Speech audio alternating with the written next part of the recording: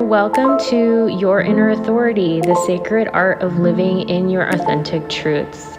My name is Priscilla Bernstein, and I am the Soul Alignment Specialist, and I'm talking with Alison Rojas Metcalf of Salud Shoppe. In this podcast, we're here to share all we've learned about what it means to live your life from your authentic codes and how to navigate life within your inner authority. We're sharing what we know from our years of exploration of human design, gene keys, quantum physics, spirituality, yoga, and more. As you listen to these episodes, it is our intention that they help to support you on your journey of aligning to your sovereignty and soul truths. Welcome, and let's get started. Ultimately, we're not meant to just work, right? We're meant to respond, and responding to something that literally lights us up, and so that was the thing that it was okay, responding to the invitation, but also knowing that it has to be something that sparks joy within us, because if it's not, it's not going to sustain itself, or we burn out, or we, it's just not an alignment for us ultimately. Mm-hmm. Yeah, a lot of times when it comes to money, people think that it's our defined centers that drive what is going to make us profitable or successful with money in particular. Yeah. And it's actually our undefined centers that carries that energy. And the idea is that there's the heart center is kind of the only one that if you have it defined, that it wouldn't apply to. Like the defined heart is the will to, and it's money, that's the specific center around money. Yeah. And in terms of making money, it's through our undefined centers, and it's through the 3 lines of our undefined centers. So if you have a lot of centers that are undefined in your chart, then first that would be a snapshot of areas that you could be making money from, which you've mentioned you have a lot of open or undefined centers. No, I have, head, root, and solar plexus. Are undefined? Yeah. Oh, awesome. So for you, the 3 areas are through your open-mindedness, that crown. So tapping into different modalities the way you do. Yeah. Is a beautiful way of that expression of there is no finite or limited awareness in that sense. There's the openness of it. Mm-hmm. And then the root is defining what to take action on. So a lot of times as guidance, as guide, or as coach, or as something in that sense where you're the keeper of the pulse of that energy for other people. Mm-hmm. So having awareness of no, you don't have the energy to be doing that right now, or yeah, you can sustain the energy to do that. Whereas people with defined roots, they think everybody has their pulse and awareness. Mm-hmm. Oh, now they're kind of the pushy. They can be perceived as more pushy. My son has a defined root, so he's like that gentle coach, okay, it's time to go, let's go. There's even the way the voice forms, and the pulse. There's a pulsiness of the voice. Yeah.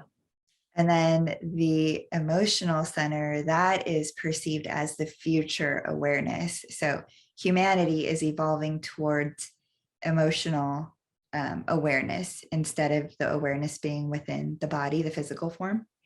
So right now there's the transition from us being the intuitive survival awareness of the spleen, moving over to the emotional awareness of the solar plexus. Mm-hmm. So we're literally in the middle of it. So when you talk about future generations coming through, they're the ones that are going to be more in alignment with the solar plexus awareness. And when you see emotionally or emotional authorities, that's the same thing. They're the keepers of that that iteration of awareness. So a lot of times the little kids that come through with emotional authorities, they're perceived as a lot to handle, there's always drama with that one, or they always have to cry about things. Mm-hmm. But it's their physical and verbal and emotional expression that is tied to the frequency of evolution. So without them expressing that, that frequency of evolving stays within the physical form, just like splenic. It's like driving the energy to the wrong area. Yeah. So when they're allowed and encouraged to express the emotion, to cry it out, that if we were to put it into visual form, that like wave is the ripple for the timeline, if there, timeline of evolution. Right. So it's imperative that it's expressed. And that's really beautiful that you said that we're moving into that just as a collective, I really do feel that. And, you know, anything, I guess, too, with the whole like spiritual community and those of us that are teaching this stuff and sharing this stuff with the world, how it makes so much sense. Like, you need to move the energy, you need to process this. And by doing that, I love how you put it, it's like it really just helps you to go through the full evolution of what you need to go through to get to the other side of it and keep going, right? Instead of like you said with the splenic stuff, holding on to it and you being like kind of ping ponged or like a, what do you call it, pinball machine in your body, right? Yeah. Whenever I look at charts and there's something specific that someone is sensing or trying to condition a certain way, you can see where, we talked about this before, you can see where there's like density in the energy and there's lightness in the energy. Yeah. So, through like channeling something through the body, it's bringing it down to the physical material form. So the denser energy wants to come down.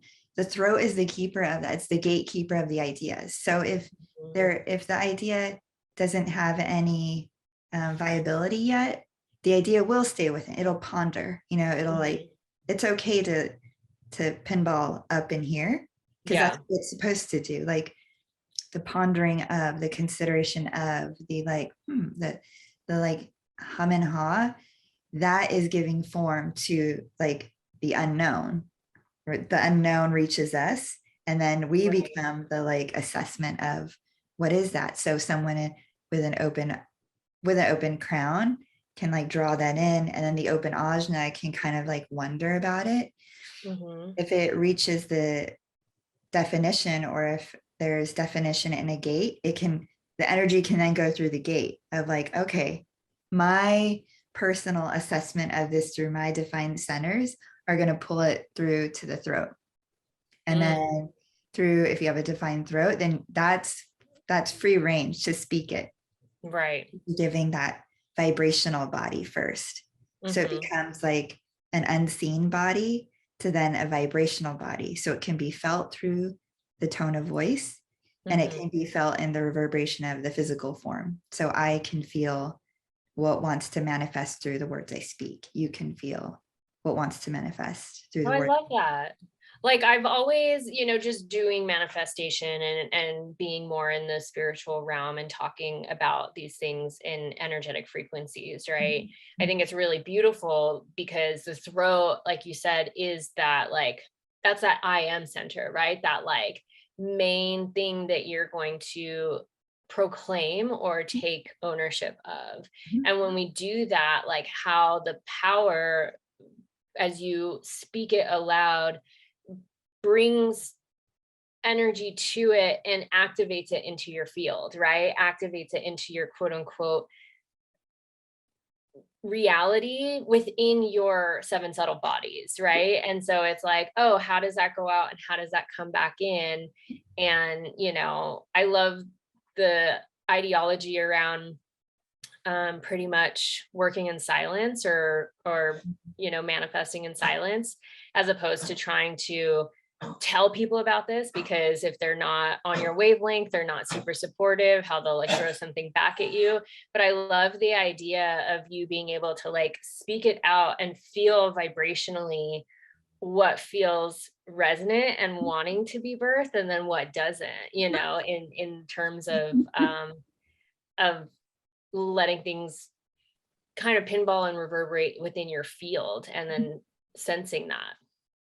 Yeah, it's funny because if we think about that in terms of authority, there's different authorities. So if a generator has a sacral authority, the energy is coming from a source of like to do like this like creation, and it's wanting to already pulse into action with. So I'm a pure generator, and I want to pull everything into action usually. So Yeah, I totally it's like I don't even to say it because I feel it and I go. Yeah. Which is good, which is correct. That's the correct use of energy, because it bypasses that like gatekeeper. It bypasses the gatekeeper. It's the body resonating with the truth of the response.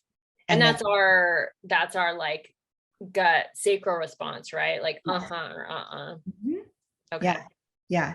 So that, which is like such a beautiful way to think about how the energy is going through a generator body, because you will also have different gates active or different centers active as a generator, but it can either take the freeway of channel and go straight to the sacral. And that generally that is still what's happening. It's still going through these different centers and channels. And then ultimately you're feeling it within the gut, and that becomes the or the and that's like the most clean or tidy sense of expression of it. But sometimes it's very like it's the release and the intake too. So the you did that, and my I got this like weird feeling from my like sacral all the way up to like my heart. It was like a almost like what would you call it, like static, like that doesn't feel good, like that makes sense. Exactly. Yeah. So it's really, again, with children, it's really beautiful to watch how you do it, because it's like a flop. It's like it's like I'm shooting that back out. I am not taking that down into material form. It's like or then the opposite is the like I am drawing it faster. I am pulling it more quickly. I am responding to that. So it's like it's the way you can envision it is through the chakra system too, of like drawing it in that like yes. So when people are kind of still familiarizing themselves, especially sacral generators, about like what is the I'm like, okay, it's not just like and it is the feeling of when you're excited to see somebody, hear about something, experience something. It's that like it's like you feel it and it's expansive, or you release it and it's contractive. So if you're like pulling, and then you can start to see where their people's bodies have already like trained itself to be the and because if you do have collapsing inward, it's the body is still saying but maybe the verbal expression has been like okay, or or why not, or it should be fine. Like no, those are all still so if it's not allowing expression through that, like or there's a lot of ways for it to come through. The body will still show it. So for those that work in energy, when we do see those come forward, where it's like what you're speaking, the energy of what you're saying, the frequency of how it's expressing through the form is not matching what the form is telling me. So in you, I observe that the body is aligned with the expression. So part of when there is awareness with the human design energy types, it's this vulnerability too. So I think whenever you choose to work with human design and the experiment around energy, there's you sign up to be the keeper of others' vulnerable aspects, because you can't just go in and expose what people have lived as or shown up as, because there might not yet be awareness on their in their field yet. And it's not up to other people to like throttle it. Like, well, there should be more throttling versus like, I'm gonna shock you into awareness. That's not our job in working in design. I There like is to a game of say, like, stuff, but it's right. different. It's different. Yeah. Well, and it's interesting that you say that, because like I, even from the time of way before I knew anything about human design and really like energy work in general, you know, my whole thing teaching yoga was like, oh, I can't like beat people over the head with my golden brick of like telling them these truths, you know, like you have to plant the seeds, you have to like see where they're at and like, you know, feel into it and kind of like plant a seed, see how much they take it, and then like be like, okay, that's enough for today. Or, oh, you're hungry for more? Okay, let me give you a couple more droplets here of information. But yeah, I really learned that early on. And in energy work, I just like through everything that I have learned and all the aspects of the work that I have done, it's really interesting because I tell my clients, like, you have to utilize your INS, your internal navigation system. It's like your heart is your compass and your body's a barometer. And so your body is always like, your cells know, they were always telling you yes or no. And you feel that as like contraction or pulling back or some sort of something happening in your body that like either tightens, like you get a lump in your throat, or like your stomach kind of knots up, or you feel that kind of like it just feels heavy, right? It feels dense. And then when that's usually your no. And then when you do feel something like a yes, you do feel this lightness, this levity, the expansion, like you want to move towards it, even if it scares you, you know, there's that tinge of fear underneath it, but it like what's above that is the excitement first and foremost, right? And so learning how to decipher that and work with your body and your cellular body to understand that. So I love the human design aspect of it. And I'm like, oh yeah, like this is how I work it. But in human design, it's broken down really beautifully.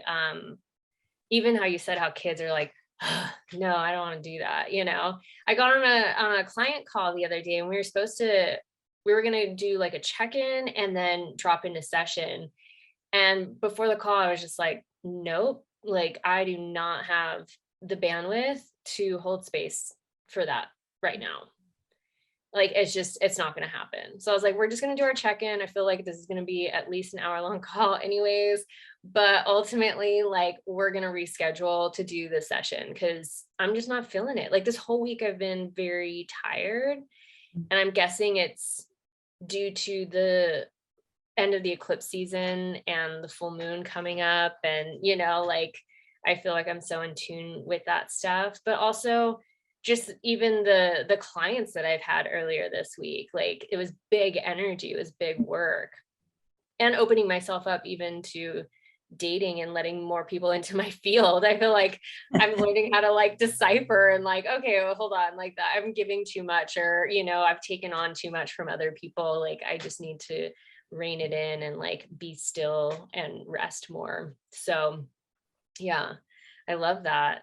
And that is the inner authority, right? Like ultimately, that is how we make decisions based on our inner authority, is listening within to what is that yes, or what is that no, what is that like body language, like being able to pick up on those subtleties and then being able to make your decisions based on that moving forward. And I think that when you get into human design and you start to understand these things, I really think that's where the knob of like deciphering and resonance starts to become really, really fine-tuned, if you will, within Yeah, our. because culturally, especially for women, there's the override function, you know, like that we've gotten really good at mastering as a culture, and then as women specifically, and it's learned as children. So it's we spend so much time teaching kids how to override their no's and how to switch them over to yeses. So it's clear why when you get to become an adult and you're familiarizing or refamiliarizing yourself with the yes and no's and the truth behind them, that it gets really difficult, because really the full expression of self is you and your truth. It's not an outside wand that says now you get to be happy. Like you made a good decision, you get to be happy. It's not like that. Goodness and wellness and vitality is the baseline. That is the baseline. So anything else that pulls from that is pulling you from your baseline. So it is correct to teach children their no's, because in doing that, you're reinforcing no means you are not allowing this thing to pull you away from your baseline of vitality, period. Like, and that is your responsibility here in this beautiful world. Like that's your work to do, is right. To have boundaries with the no's. And well, then sorry, before you move on from the no, I don't know exactly where you're going to go next, but I want to ask how does, when a parent is always saying no to the child, how is that affecting the child's relationship with no? Yeah. So I'm going to pull in a story with my own son. So I wasn't I didn't know about human design yet when he was younger. And when he was starting to walk around, so he was like, about 1 or so, he, like most babies, would go over to the outlets. And I remember when there became a time where I had awareness as a parent, like, okay, this is now the time, whether I start introducing no, or I start to help him understand protecting, like safety, versus no as a negative, not permission, or not right now, or like as a guidance versus a like hard stop. So with him it was which is funny, because as the parent I was intuitively speaking to him in his language of like so if he would start to go over there, now I recognize it is my physical form wanted to intervene with his physical form. So he was exploring as a child, and my was teaching his body to recognize that in himself. So then he started using like like he would start playing with that instead of the generalities of no's. It does get harder when you have other caregivers. So at that point was when he had a caregiver at the time, and she was very open to like, yes, that makes total sense. Let's do for guidance. And then if it's like, can I have a bag of candy? That's like, no, that doesn't sound like it's very good. That has changed though, because now that he's 11, it's more about, do you think so? As if I step into projector mom role, then I can inquire, do you think that's the best snack right now? And if he's like, well, yeah, because I'm going to run around in 20 minutes, I'm like, fine, okay, go for it. But so you're giving him his own inner authority to make that decision. I am. Yeah. That's beautiful. Yeah. And it's the earlier years, it was harder because what it looks like, what it's perceived as, if we're worrying about like, what will people will think that you're just a total pushover. Yeah. He's not disciplined. He, needs more discipline in his life. You just let him get away with everything. He's very spoiled.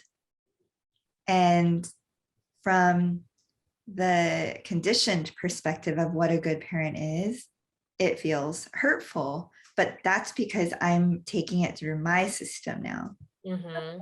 Well, I should be a parent that XYZ, instead of I am born as the true parent I was born to be. It is that, like that, there is truth in that. There's truth in the approach of like serving his authority in a form of guidance, and then serving my energy with not like having to run around and helicopter parent, Right. So it's interesting how it comes full form. But yeah, now it's there's dialogue of like, but then I try not to shoot it to his open ajna too much, because it's not, do you know? Because that is not correct parenting for an open ajna. You know better. That's not correct parenting for an open ajna. For me, it would be my divine ajna for a parent to say to me, you know better. I do. You do. I do know. Yeah. But an open ajna is. And let's just speak on that for anybody that doesn't know. When you have an open center, what does that mean exactly? Whether it's ajna or root, but can you speak on the open center and how that affects you? Yeah, so the correct terminology would be defined and undefined, just if we're looking at what is colored in and what isn't. Okay. And open is if there's no charge in that center at all. So there's no gates defined, and the center itself is not defined. So that would be considered totally open. So a lot of times, most of us do have some gates that are defined that help to move the energy for that center itself. So, for example, the throat, there might be a totally undefined throat where it's all white on your chart, but then you might have some gates in there that do guide you on. If you are to use your energy through your throat, there are gates that are, I know because, or I don't know because, or I remember, I don't remember, or I can lead or I can't lead. So there are ways that you can structure down to the vocabulary words that you use to start to engage that particular gate. So when you do look at a chart, you can just start out by looking at what's defined and undefined. And by defined, it's colored in, undefined, it's totally white. So then another thing that you can look at, if it's just like, oh, this is my first time looking at my chart or my child's chart or my partner's chart, then you can look at where are those definitions laid out on the chart itself. So for me, I have ajna and throat. So I speak what I know. It's very like the energy wants to remain there, and it wants to remain consistent there. All other areas are like, I'll try it out. I'll see what it's like. I'll feel into that. I'll feel into yours. And then if it's somebody that, if you look at a chart where it's the energy is positioned more up on the chart versus more down, then it's more exploratory of the universal consciousness. So it's more of this abstract realm versus the physical material realm of the lower defined charts. And then you can start look at it's called circuitry. It's a little more in the advanced realm, but when you look at where your gates are connecting to form lines, all of those lines run on certain circuits in the chart itself. So there's individual circuitry, which is very karmically through the person themselves. There's tribal circuitry, which is karmic through the relationships of the self and those closest to them. And then there's like a more communal circuitry, which is beyond the tribal self. So it can be interaction at the global level or a much greater scale than just your direct acquaintances. So depending on what is defined in your chart, you can see that your energy doesn't want to stay just within your close circle of friends, for example. It wants to be a bigger broadcast of energy and message and connection. Yeah. Well, I mean, would you say that for the like a undefined root? The undefined root, so that one in particular is more about the pressure to do or to act. So it's, for me, it's like I lovingly call it the coach energy center, because the defined root is going to like get at, like encourage you to get up and go. Like, come on, let's do. It's time to do. Are you ready to do? So it's very tied to the pulse of action though. It's not like all day long, don't know when to stop. Right. That's actually the undefined root, because there is no pulse to feel. So the undefined root is just going to condition to like, well, I'll just keep doing. Nobody's told me not to do. I don't know when to feel not to do. So I'm just going to keep doing. So a lot of times if there is somebody that's like, gosh, a workaholic, usually undefined root, doesn't know when to stop. That's so interesting. I wonder where my mom is. I am definitely not a workaholic, but I do have an undefined root. It's good then. You're just not, either your gates in there are keeping the. I only have 2 actually. I have 41 and 60. Okay. And 41's black and 60's red. That's in your, okay. That's my root, yeah. The root. So when it comes to black and red, that's another thing in the chart that not all charts show. So a lot of newer human design systems or guides, they have redesigned the way the charts look. So some of them are like pink and turquoise and purple and different colors, but the classical approach, which is not to say like boring and fuddy-duddy, just like if you're just being very objective about the chart, the classical approach is red and black. So and that's like awareness and unawareness, right? Or like conscious and unconscious.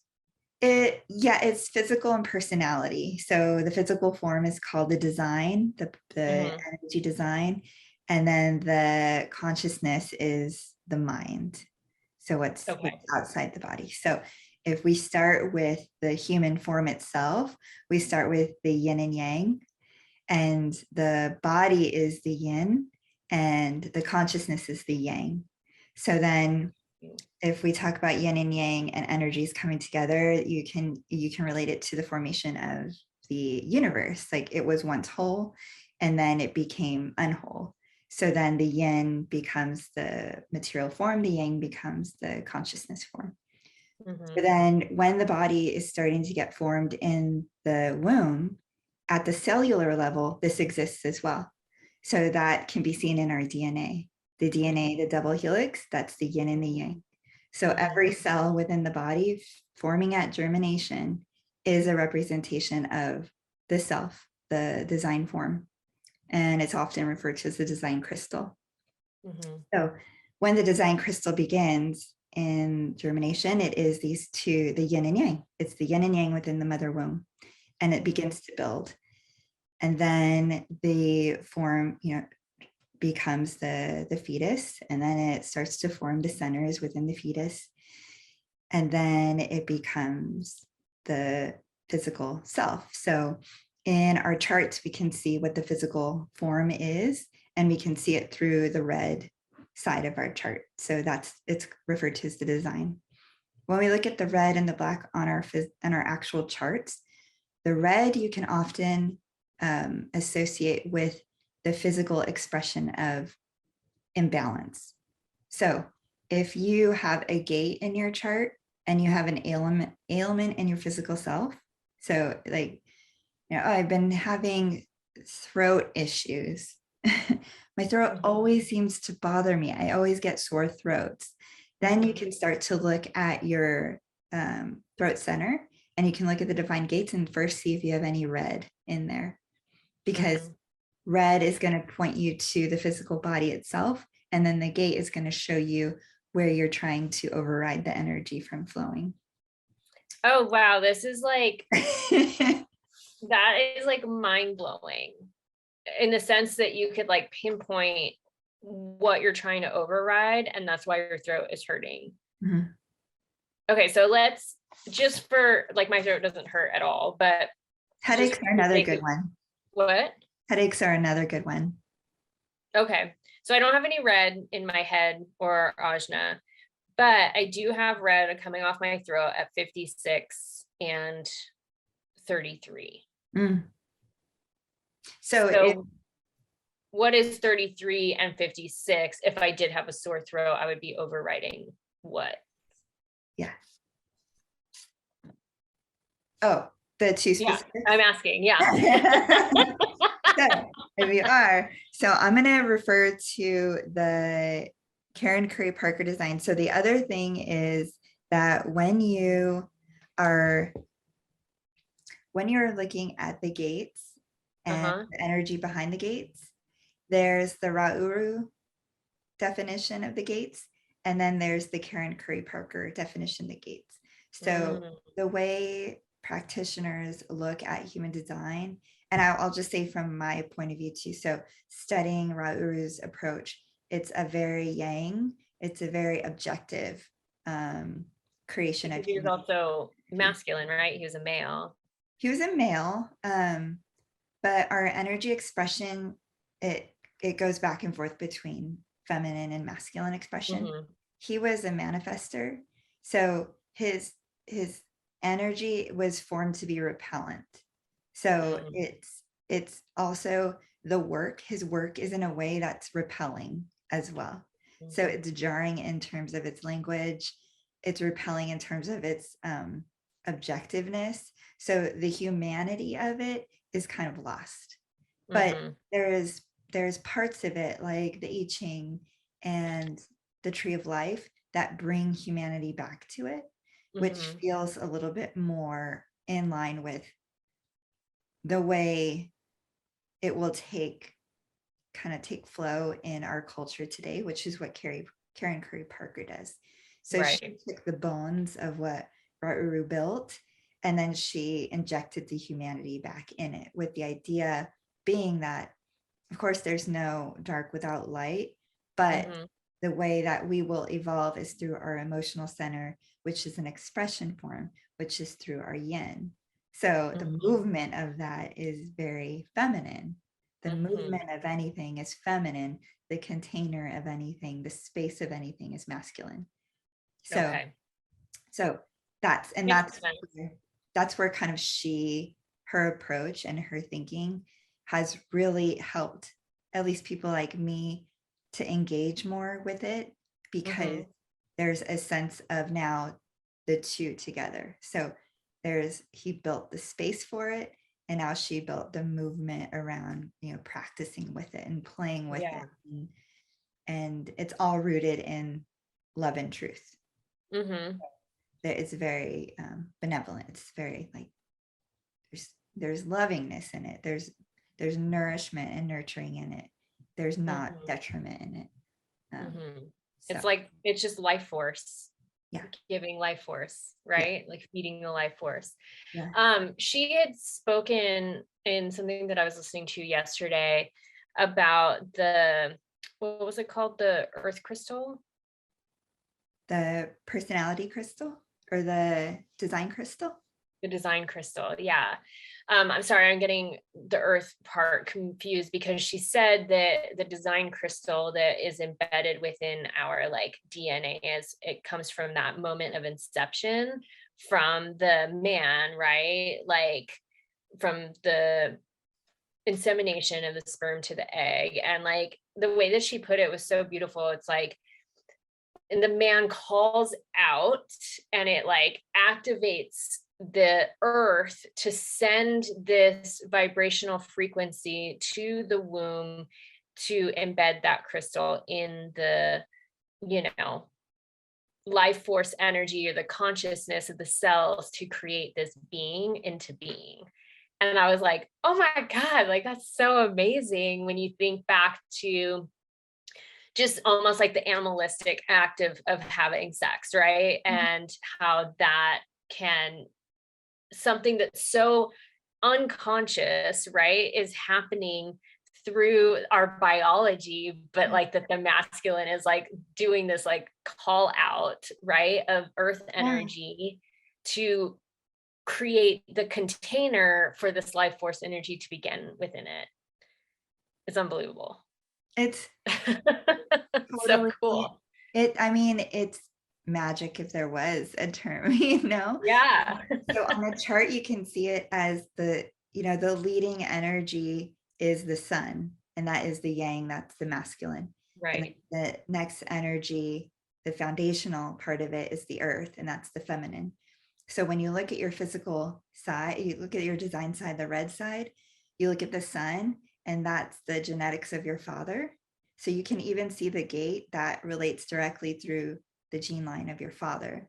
And then you can see the earth, and that is through your mother. So that energy is karmically programmed into the physical form. It doesn't matter if you never met them, if you don't have a relationship with them anymore, it's still a part of your genetic design. And the fact, even too, of I got so excited, it like came and left. I was gonna speak to something you just said, and now it's totally gone. It'll come back. But Yeah. keep going. Yeah. So that like the mother father energy in the physical form is there. And there have been chart readings that I've done where I know that the mom isn't around anymore. And so I'll remember that part of the chart and be like, oh, do you want to see what came from your mom in your chart? And then they'll be like, yes, oh my gosh, what? Where is that? Like, okay, so let's look at the red line here. Let's look at Earth. Let's look at the gate. And then let's look at the profile line of the gate and that. And it's pretty like amazing and fascinating how it's like so resonant. It's like, yes, either that's a strength that the mom had, or that's something that the mom didn't karmically get to like refine or like really embody. So then now it lives through. And then it's a wonder how long that gate energy has been calling, but it's pretty fast.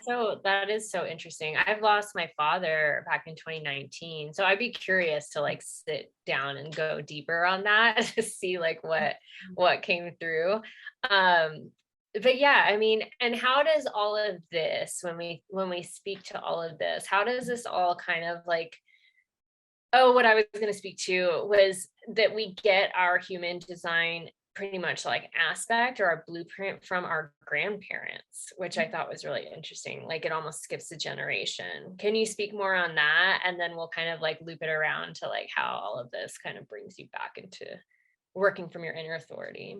Well, there's two parts in the chart. Let me open up one so I can refer to it.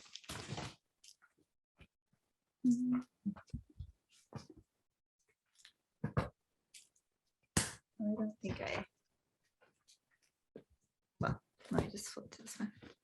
I'll go to the front. So when you're looking at the red body side, it's really about looking at, how would I explain this?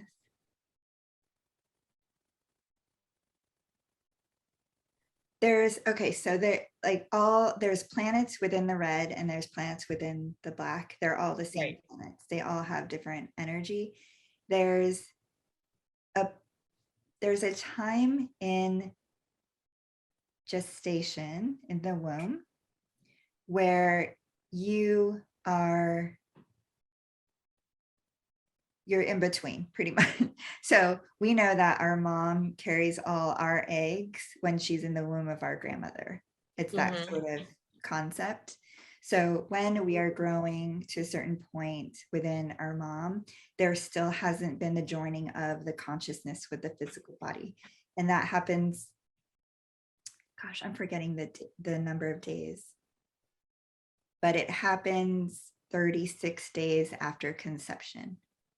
So that's insane. That's so cool. There's 36 days where there's like conscious awareness that the form will now begin.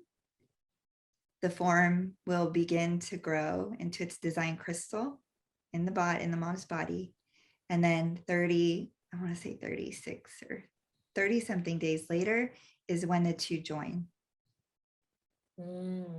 And it's very interesting that we have that sort of like waiting period when we announce the viability of the baby, and then we announce that we are going to have a baby. And that oftentimes when if for some reason you lose a baby, there wasn't, the body wasn't able to hold the consciousness in the formation. So it doesn't mean that the consciousness of that being goes away. And this is something that I found fascinating with the book Spirit Babies. So it sort of starts to touch on this, the idea of that incarnation is going to come through. So if there's a baby that is lost because the physical design crystal wasn't strong enough for the path of that baby, then the baby will choose not to go into that form, and the baby will come through into the next form. So that's how I have always, it's interesting because like I've never, well, maybe I have had a miscarriage, but it was so early on that it was just like my body was doing all sorts of things and I was like, I think I might be pregnant, like, and when I did the test, it was a little early on and it felt like it, it didn't come back positive, but I wasn't close enough, I think, to my missed period to get there before taking the test again. And then I was, but my body was doing all sorts of things that it had never done before. So I was like, all right, there's like something's happening here. But any other friends of mine that have had miscarriages or that have lost, I've always felt that it's just like it's not gone. It's just choosing not to come through at this time. And I think it's difficult to tell somebody that, because they were connected to it and that loss of life or that consciousness from their body, that connection that, I mean, you are a mother, what the body starts to go through and you're like, wow, this is very different. Like, oh, I can feel something happening within me, that has never happened before. And then you feel it, start to, the feeding and the like having to feed more, like feed yourself more. And then, going out even and when it starts to move and like having this like physical entity within you kind of like taking over, zapping your energy, all that stuff. So, it's like, it makes sense that the consciousness couldn't stay, but we'll choose if it's meant to be to come back at another point in time. And that is really fascinating. So I'm glad that you said that though, because it just like reaffirms what I kind of I've already felt, always felt, and tried to bring some sense of peace of mind to people that I know that I was close to that had gone through a miscarriage. I mean, this is like a very like a personal journey for women, but it also starts to allow some space to consider the influence of these, these tiny cells that the consciousness is forming into a body. It's like a co-creation with the mom and the baby. So the mom is feeling the baby cells because they're different from her cells, but they're also the same. And then eventually those cells will be circulating through mom anyway, and it'll feel more symbiotic. But in the beginning, yes, it is very different because those cells hold a different imprint with them. So it's interesting though, when you start to think of like the mother is the vessel for the incarnation to this realm. It's like, this physical, beautiful earth plane. And it does start to then push up against the edge of the mom's right to her body and co-creating with the baby, and things like choosing whether or not to go through with the baby co-creating in her body, and this idea that there's this consciousness that wants to form the baby and it wants to form it in this body, and sometimes it will be maybe with or without the male and the sperm and who it's coming from. At the same time, if the body isn't viable, the baby will not incarnate with the physical self. So the conversation around, does the mom get to choose if the baby grows in her body or not? And if it really wasn't a form meant to go through the body, will it just not be conceived? Will it just not form inside? Will they not join together, the consciousness and the design crystal? But it's interesting when you start to think of like, okay, if there's how many people on the planet now? Almost 8 billion. Okay, so there's a 1 in 8 billion chance of just being alive. 1 in 8 billion, that's like an enormous, that's an enormous number, right? So just being alive. So then when you start to add in like being alive to the 2 parents that you're born to. So it's 8 billion to the 8 billionth, because that was when, or whatever it was when they were born. But then when you start to think of like the lineage of, where I think it's some ridiculous number, like 1 to the something trillionth chance of incarnating in this time. It's just like unfathomable. We can't even have like your mind can't even like wrap around that. Yeah, we can't even conceive of what conception is and the meaning of it, and what the value of each energy being is to the world. That's where it gets like really mind-blowing, like trippy for me to think about. Yeah.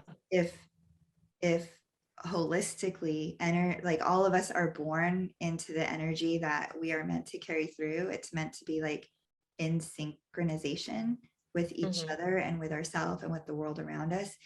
Then what is the meaning of an energy form getting stopped or intervened with? And there is no right and wrong answer. There's just like contemplation of like. Right. And so that's what I was going to bring up. I'm like, with this whole Roe versus Wade thing, not that I want to get super political, but in that realm, because I have always been pro-choice. And there was a point in time when I was in relationship that, before I was in relationship, I probably would have had an abortion if I wasn't ready. And I loved that I had that inner authority or that right to choose for myself. But once I got a little bit older and once I was in relationship, I was like, even if I'm not ready, I will probably carry this baby to term, and keep it. Like that was like, I think we have our own quote unquote inner authority, depending on where we are in our life and in our journey. And I've talked to many other women and many other friends that, it's not just so black or white. It's not, like, this is the way I've always been and I will always, gun for this. But I've met so many women who have had multiple abortions and then went on to have healthy children, when they were ready and when they were in relationship. And so, not to say, I mean, even like you said, it's like, if there is that point where you're choosing to intervene in that co-creation of the cells and the what was it, life force crystal? I don't know, I can't remember the term. Design crystal. The design crystal. Yeah. But it's like at what point, like if it was trying to come through earlier and you've had that co-creation, that soul contract with this other soul, it's like, who's not to say that it's like, okay, I'm ready to come through now. And okay, I'm ready to bring you forth now. Like we can get really into like a lot of, I think we can go down a lot of tangents here, but I do think it's beautiful that you were saying this whole thing around the consciousness is still there and it has been embedded in your DNA from the moment that you were in your mother's stomach, and I think as just with the work that I do with soul work, I think as cells, like we have contracts with other souls to bring through in this lifetime. And whether or not we end up fulfilling all of those contracts, we have to, we have to, I don't want to say amend because that's not really the right word, but we have to answer for that, when we get back. And if it's something that has to happen, we'll come back and reincarnate again and make that happen at some point, but I don't know. I don't know if you want to talk on that a little bit more with the whole like pro-life, pro-choice. Yeah. And The, I think it's a perfect timing, right? yeah. The other Everything happening in the globe. Yeah. So one area of contemplation is like the soul contract and the co-creation. Mm-hmm. And then the other contemplation is, or is that part of divinity too, where this soul, the consciousness of that soul, came in through the physical design crystal for such a brief time, knowing that this was the vessel that would bring it and also take it away for that vessel's empowerment. So a lot of times when you talk about soul contracts, that gave me goosebumps. That gave me like full body goosebumps. I love that. It's the awareness of, the idea that the teacher is the one that had such deep love for you that if you went off your path, was like, I will come and remind them.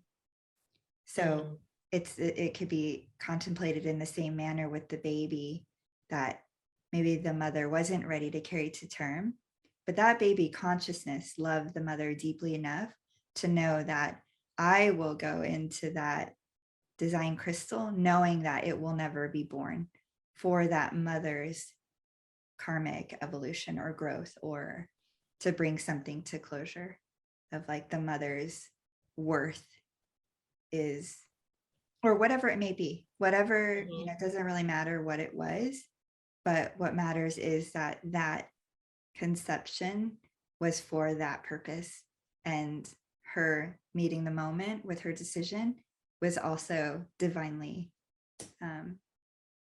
formed.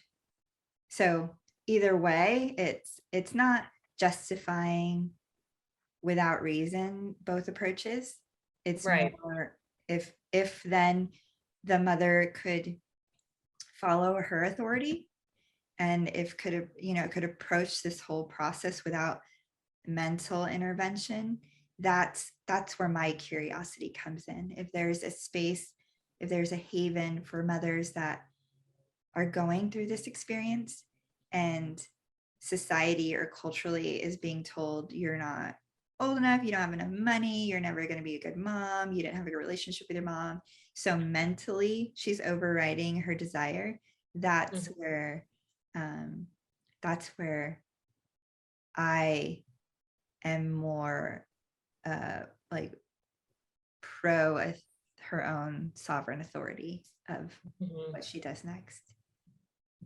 I mean, I don't know if you can see I have goosebumps, and I've had them this whole time we're talking about this conversation, like this part of the conversation, because I really do feel like this is something that is so important to discuss and talk about, because just speaking on this aspect of inner authority, even when it comes to COVID or doing some sort of vaccine, right?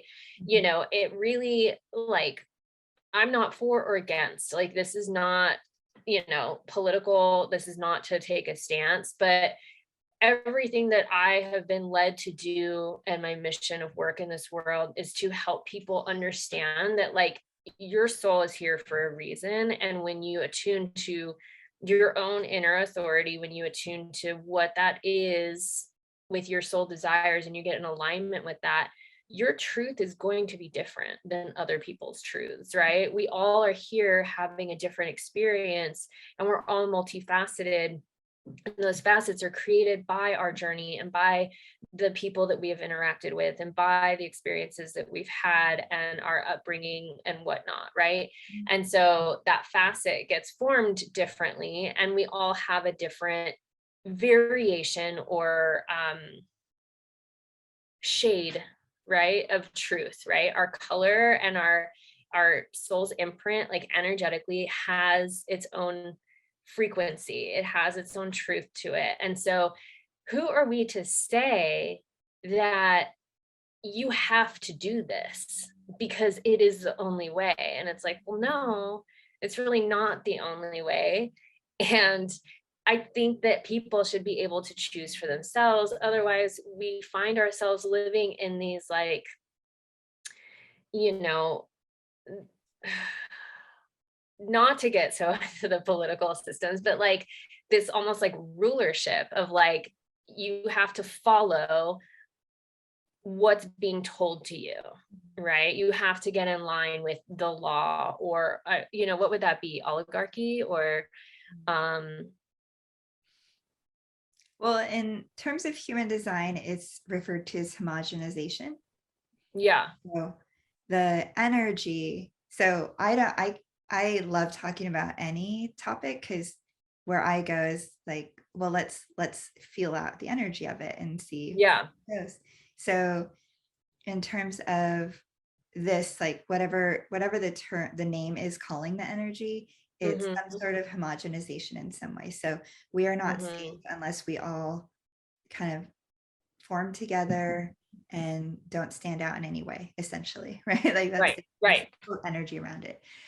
So with human design, it's teaching us that although that is our history, that's our lineage, is homogenization for safety, much like the splenic, the like the intuit safety and fear so that we can mhm, survive. That is transitioning to this individualization, it's called.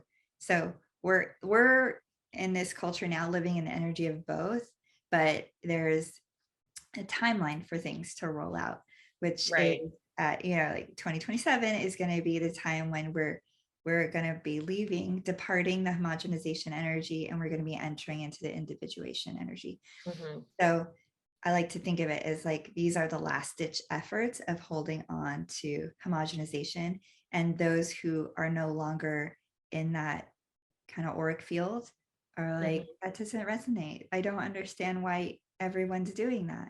But it mm-hmm, also makes beautiful sense because if we think of yin and yang again, there's direct, equal, and opposite counterparts. So yeah, we're mhm, witnessing this like breadth of global homogenization if it's taking um, certain medical precautions, or if it's living a certain way. And we are moving into, or by having that and having awareness of that expansiveness, it also means the opposite is expansive too.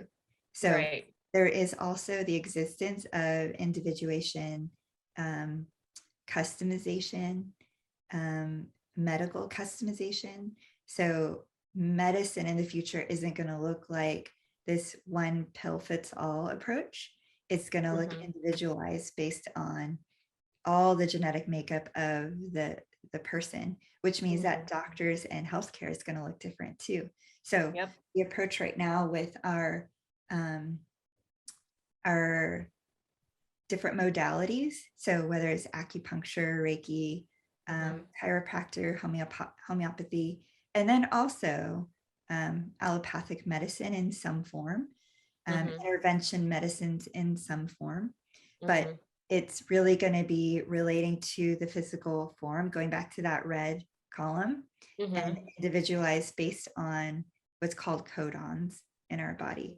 So mm-hmm, the uppermost tier is the yin yang double helix, and then the mm-hmm, innermost tier, those little stepping stones in our DNA, the amino acids, are yep, influenced by the codons. So all of those live within all the gates. So you can mm-hmm, actually start looking at your chart and looking at the gates in your chart and seeing what amino acids are influencing it, which brings the whole universe full circle of your body is the keeper of the DNA. The DNA is influencing your day-to-day decision making. right. I mean, like, we just made full circle of like what we talked about at the beginning, which is so beautiful, that happened, and usually that's how it goes, right? It's like we got to the fullness of what needed to be said, and we distilled it down and reined it back in. No, and I love that. It really is like your cells know. And this is what I tell all of my clients, anybody that signs up for my courses. It's like, I'm just here to be a conduit to help you see and share what you're possibly not seeing, to help you like figure out what's locked up inside you and like opening that up to release it and help you move that through and give you whatever guidance or, you know, messages are coming through as I'm channeling, because I do become a conduit for your body. I do feel what you're feeling. I do feel where there's stuck energy.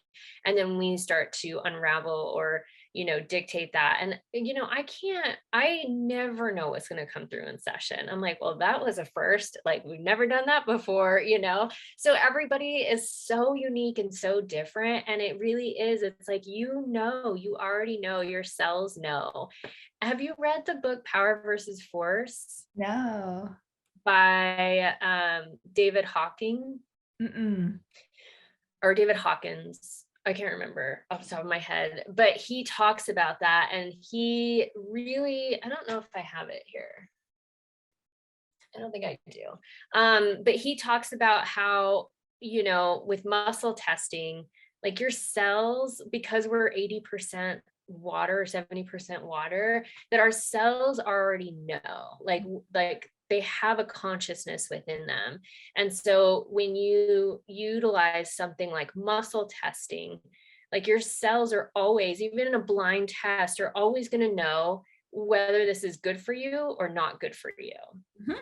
Like there have been times where we've done blind tests when I talk about this to people, and we would they'd put like 6 things on a table and draw a grid on like a napkin or piece of paper, and you would touch it and then muscle test. And it was funny, the things that I tested strong to and weak to, like kiwi for a while, I was testing really weak to. And it like wasn't like when I would eat it, it would make my stomach hurt. But I tested really strongly to gummy bears because I think I needed more collagen and, you know, all the stuff that's in gelatin, right? Yep. Ultimately. And so and that's like when I'm wanting candy, like that's really the only candy I actually want. And so learning how to eat more intuitively and like trusting yourselves, trusting that inner authority, that guidance within you, whether or not it is coming from an outside source, like your higher self, right? Which is still connected to you, but it's not usually living within you. But it can speak to you through your cells, like me, like everything getting lit up. It's like, I felt like that was less of my higher self and all my guides being like, yes, this is what you need to be talking about right now. They get really excited sometimes. But, you know, it really does, I think, come back to that, you know, our cells are like, our cellular DNA is its own consciousness. And even like you said, like when that consciousness comes into a female's body, she understands like, oh, this is a different energetic blueprint coming in. This is a completely different frequency. If you're in tune with your body, you feel that starting to happen. And yeah, it's really, I think it's beautiful how us as humans are so innately intelligent like that. And so it's interesting that you brought up the female form in that way, because that's another very like current event, right? Is this identification of the female body and what makes it a female body. And there's lineage around the female form and how it recognizes what it does. There's a mother's intuition, there's a woman's intuition, and it's just had more time to develop. So it's not that the male body doesn't have that intuition. It's that there's, if I go to like feminine and masculine energy, the feminine just has more rooted intuition in that and is able to perceive it. So a lot of times what we're witnessing, especially in our younger generation, is this awareness of both, but still living in kind of like our more like curated identities of I am male, I am female, instead of I am. So the physical body is I am male, I am female. The design crystal is I am male, I am female. The personality has awareness of both. So when the personality tries to override the design crystal, which we do in all forms, we do it with our food, we do it with like everything anyway, right? So Right. it's also going to happen with an uneasiness around the physical form. So if we do have a relationship with the yin that is solidified in a certain sense through generation after generation, then that could come up in a latent form with our younger generation. That's like, I'm born woman, I am man. So what does that look like? What does that look like for my consciousness that doesn't agree with what it is that my physical design crystal is born as? So the next contemplation is about if we are true to the loving form of this co-creation. So now we understand the personality is co-creating with the design crystal. It is held together by what's referred to as the magnetic monopole. So it's held together. It's held within an auric distance of our self, the truth of ourself, the body, the physical form. So what we look at then is, okay, where did this energy come from? So if there's a disconnect of, I do not identify with the masculine, then we start to look further back in, because it could be from inception that those cells understood, I do not identify with the masculine. So then the generation before, you would look at what kind of partnership the parent had, or what kind of upbringing the parent had that doesn't identify with the masculine. So the masculine hurt me, I no longer want it. Or if it's generation before that, the masculine harmed me, I am unsafe with it. So it might not have come in through previous generations, but now in our young generation that understands masculine, feminine, they're still holding the cellular memory of, I am masculine, that isn't safe. I am no longer masculine, I choose to be. Or I am no longer man, I choose to be woman. And this is that epigenetics, right? This is going back into epigenetics and like how our ancestral lineage is very much, part of what makes us up today. And how I think so many people in this day and age and moving forward, I mean, it seems so prevalent right now, maybe because my awareness is around it. And, but like you were saying, it's like we live in a world of equal and opposites, right? This yin and yang, this is how our earth is created. It's like, or this realm, if you will, this metaverse is created. It's like we're always expanding, but no matter what is coming in, there's going to be an equal and opposite of that, balancing it out. So ultimately, when we think about that, and what is coming through right now with all of these new awakenings and light workers coming out and really standing in their truth and speaking up and shining their light bright. So all these other waves of people that are waking up are being able to find them of like, I don't understand what's happening to me, but like, this doesn't register anymore. And like, oh my God, this is ringing so true now. Let me listen to what this person has to say. Like I'm feeling something very visceral in my body that makes me want to continue to listen to this and discontinue listening to this, right?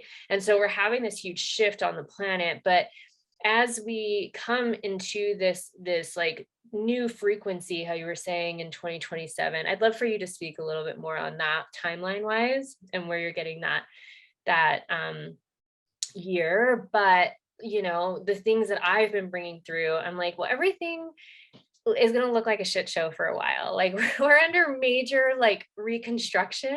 And like, it's funny to have these conversations with my fellow friends that I've grown up with, that are like having a really hard time understanding what I'm talking about because I'm just reading the collective energy, right?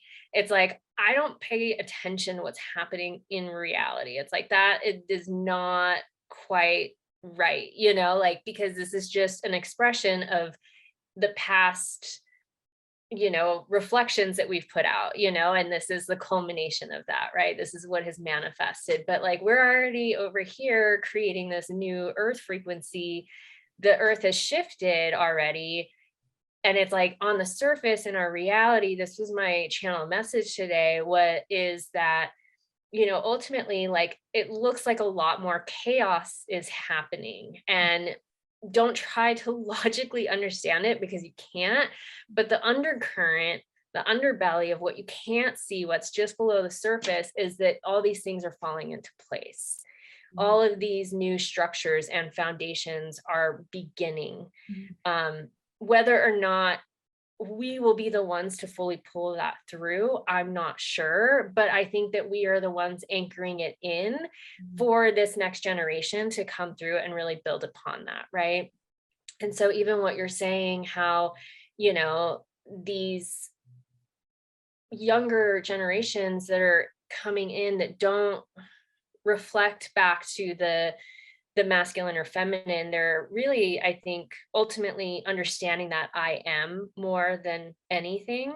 And so it's all of us that have been in this structured reality of masculine and feminine, right or wrong, like understanding linear and esoteric. It's like, we all have our things, but it's like, oh, there really is no there's no division, really. And when you get to that point and you understand that, it allows you really to, like, you just have to kind of take your mind offline and let the heart lead to, and attune to whatever that frequency is of the unconditional love, and understanding that it's like, oh, this is just like our natural birthright to have this choice, or to choose to say yes to being more masculine, or choose to saying yes to be more feminine. But that, like, it really comes down to us stopping the generational patterns. And that was the whole point I was trying to get to. Sorry, that was a roundabout way of getting there. I got really excited. But yeah, it's like, it really comes back down to that. Like that's what I was going to say, so prevalent in this day and age, is like, it's up to us to stop our ancestral patterns and lineage in a way that people do feel safe to come into this world and be fully self-expressed, and not have to, epigenetically bring through whatever was being passed down to them. Mm-hmm. One thing that has been deeply contemplated in terms of what does it look like if somebody is incarnated and they're disconnected, they feel disconnected, they feel like they were born in the wrong body. One of the contemplations has been like, well, why, if there's so much harmony and there's so much balance in the truth of how things come to exist in the world, then why would there be disharmony at birth? Like, where does that fit in? And one of the things in human design specifically is that there's 3 parts, and this kind of goes into like, it's called genetic matrix or genetic profile. So there's 3 expressions of each of our energy centers. There's the highest expression, which is our siddhi, and then there's a low expression, which is our shadow. So there are gates in our system where the lowest expression is disfigurement. So if we're born in with this energy of something is out of alignment, I am out of alignment with who I be, then the shadow side is disfigurement, to be in alignment with who I truly be. So it can come in the form of anything you want. If it's enhancements, if it's disfigurement, if it's self-harm. So it can have different expressions of it. But ultimately, the shadow part, the sense of needing to change, to receive the love and the truth that is within you, is the shadow aspect. It's not the siddhi. So sitting and leaning into that, which of course, takes community support. It takes outward support too. So it's Right. not a solo journey necessarily. But it is a journey in of itself of recognition of, I feel this feels out of vitality. Therefore, this is not my truth. So the really embodying that shadow side, which is what we were going back to, right? The embodying the shadow of our ancestral lineage doesn't mean taking on all the pain of the past, because that is no longer being. Because being is the now. Right. So if we are to recognize that there is energy of the past that is influencing the being of the now, that is when we embody it and we now transmute it. And there's energy of transmutation in charts too. So there are some that are naturally transmuting, which means they will antagonize it out of the other. They will, you might meet them and be like, God, they just rub me the wrong way. Oh, they're probably a transmuter. There's probably energy of mutation in them. There's also energy of mutation in couples. So you can be like, oh my God, we have the worst fights, but then on the other side of it, we're like changed people. So there, energy like that does exist in the form. The other part is the chaos aspect. So from the outsider's perspective, it looks like just chaos. But in the natural world, chaos informs change. It's necessary for change. So, but chaos without a cycle, like without the disruption is the chaos, but disruption and chaos aren't meant to be consistent patterns in life. Right. There's no pattern of chaos. There's a rhythm, perhaps. So another thing that I really like to help bring awareness around is, if you have awareness of chaos in your auric surrounding, in your field, in your environment, relationship, it is showing you what to disrupt to find the balance again. So to live in the chaos is not what it's asking us to do. Nobody is born to be punished through chaos and disorganization. Right. We are born. And chaos is, it should have a cycle, right? Chaos should be the match strike to catalyze you into change. And that cycle of change, you should land on the other side of that and be on your way. And then there's going to be another thing of chaos, right? That spins you up and out again to help you grow and expand.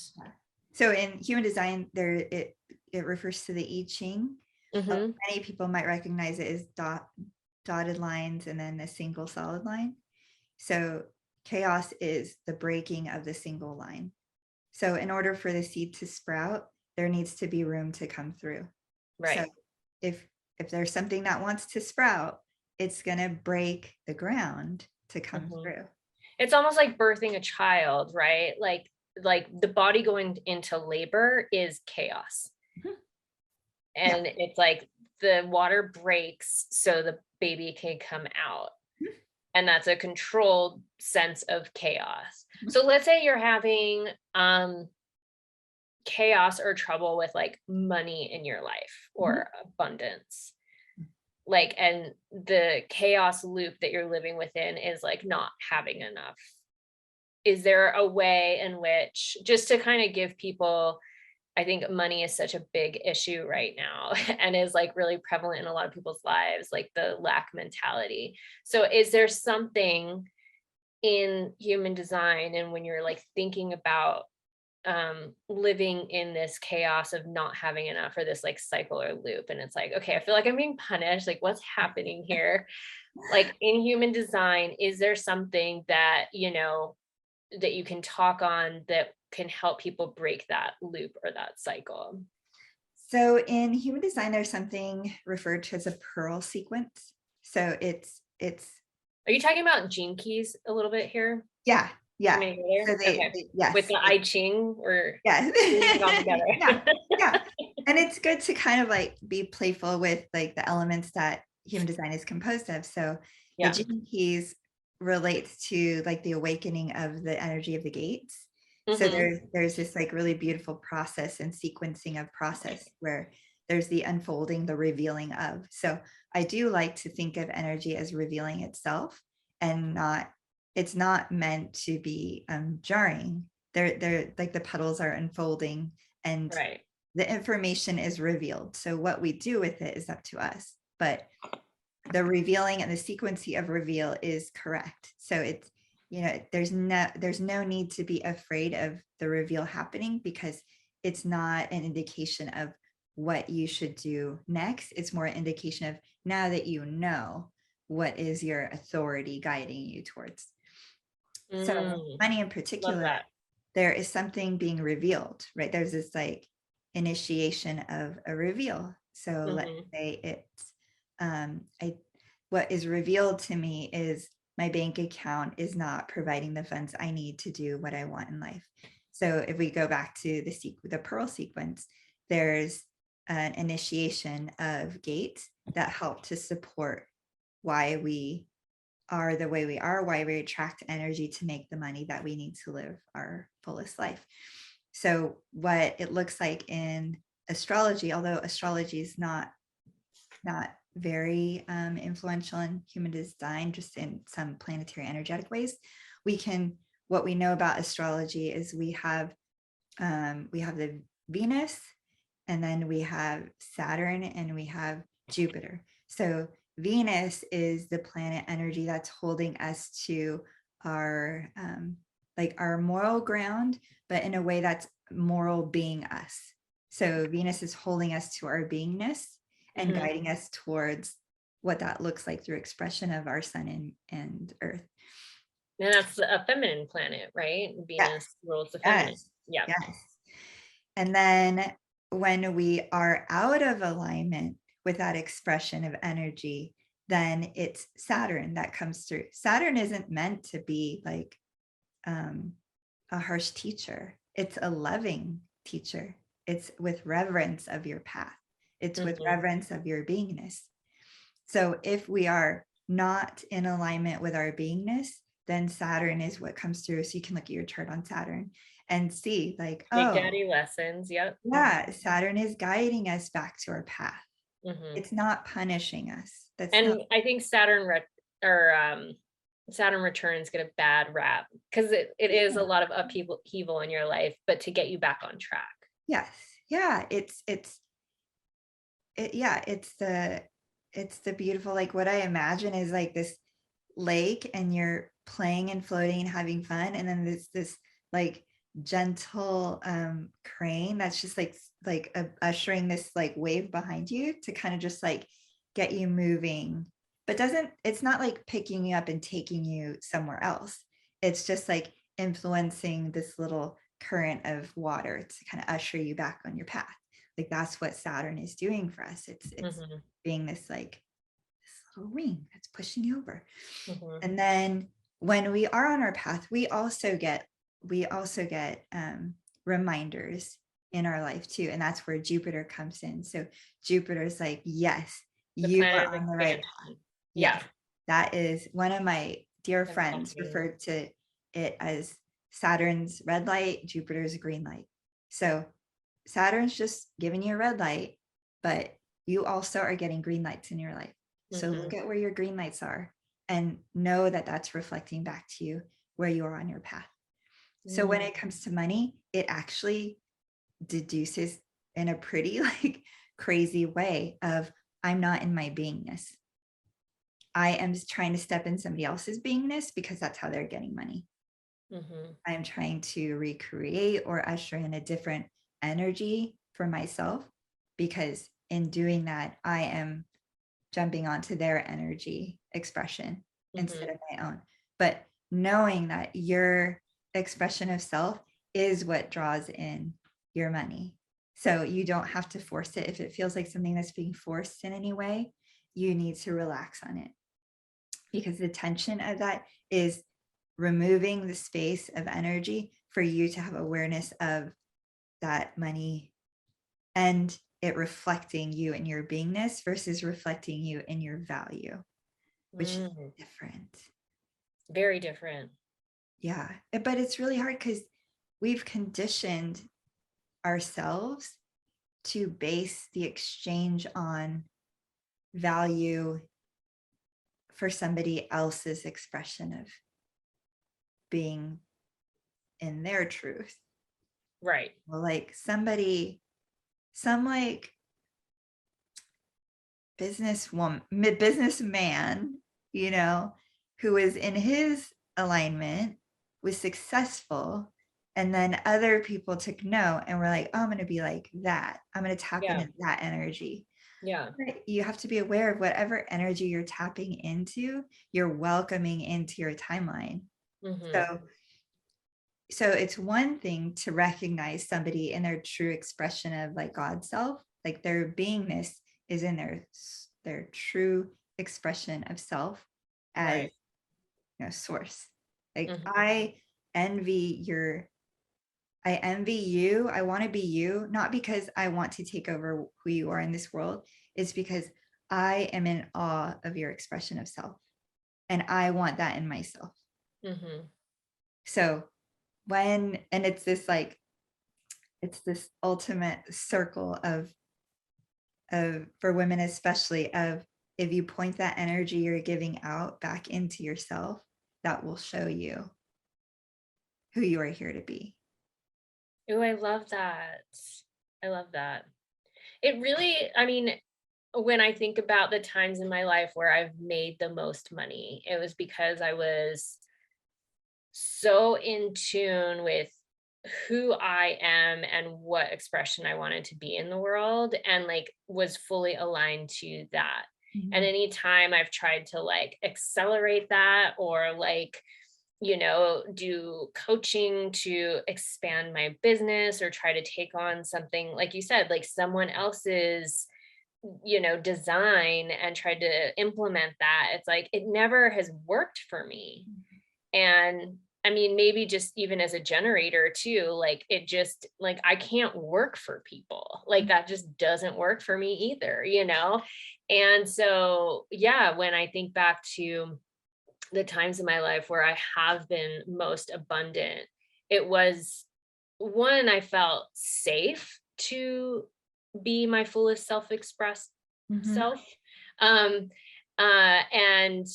secondly, I just owned it and I really listened to what I innately was being called and asked to do, like what really lit me up and what I wanted to give my energy to.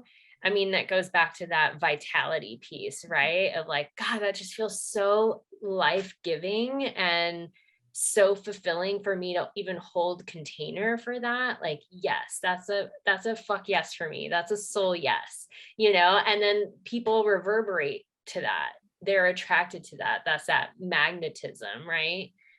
Oh, I love that. I think what you said will be super helpful for anybody who watches this. And then to bring it like full circle is the action of duplicating another self, another beingness, is the homogenization approach.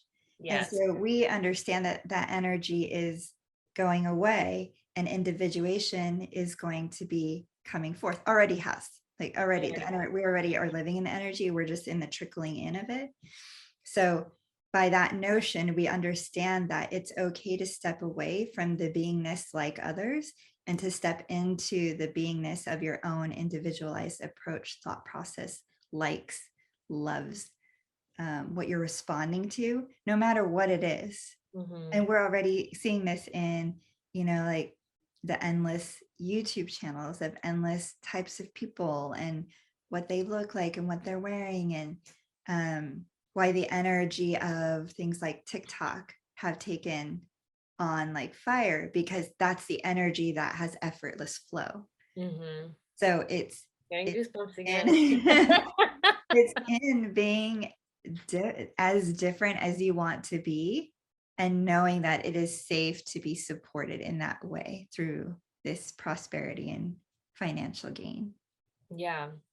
And going back to the whole ancestral thing, and even just like the past lives that our, or incarnations our soul has come into, it wasn't safe for many lifetimes, for many years, for us to be fully self-expressed, for us to come up and out. And today is Friday the 13th, you know, the day of Freya, the goddess, you know, and it has been through our, you know, the patriarchal society that all of that stuff got deemed negative or bad, right? And so I, you know, like I did a post today of Friday the 13th is like it's an auspicious, like blessed, magical day, because we really are being able to tap into that feminine energy. We are being able to really harness our link to the earth and the cycles of the earth and the moon, and you know, the magic of what all these things hold. And so yeah, it really is just, it's a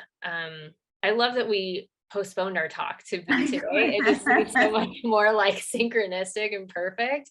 But I mean, it really does come down to that of like what, you know, of us feeling that safety and security now in this art incarnation to be fully self-expressed, to give less fucks, to be able to be, you know, that version of ourselves that does light us up, that does bring us vitality. And whether that is in your sexuality, or whether that is in how you dress, or whether that is in how you know, however you want to be seen and shown up in the world as, you know. Welcome all the witches, welcome all the Yeah, I mean, it doesn't go without recognition that women, and then especially women in maybe the alternative arts and healing, there is cellular memory of what it meant to be different, and what it meant to be different in a way that was nurturing. So, you know, women who were perceived as witches doing dark magic, doing work that was harmful, that still lives in our knowledge and understanding. So one of the things that I do get, I feel more like I push back more on is don't ignite the genetic memory of these things in your cellular body as women. Do not. And then as, you know, even if we start to talk about cultural backgrounds and differentiation in that sense, it is correct to be differentiated in this way. It is correct to have diversity in this way. The energy is supporting that we're moving into. There is actually no need to remember the past hurt. right. The past hurt happened in the energy of homogenization, when those who had different color skin, those who had different color like healing practices were different from the norm. Yeah. That is not our truth of today. Right. And to try and reinforce that is actually the old energy clawing on for dear life. I will remain is the fight. Yeah. The energy of I will remain. The truth is this, but it's actually not at all the truth. It is not true that women in the healing arts are causing injury. No. It is not true. Yeah. It is not true that if you're born with darker color skin, that you are living in a lifetime of poverty. That is not true. That may have been the truth. That may have been circumstances that led to a beingness of today. That is no longer the truth. Yeah. So you can be born from different upbringings, different backgrounds, different parent structures, and the differentiation is what's going to cause the energy to support you. Right. To thrive. And you claiming that, claiming that it's different. Yes. And it's going to be different with you.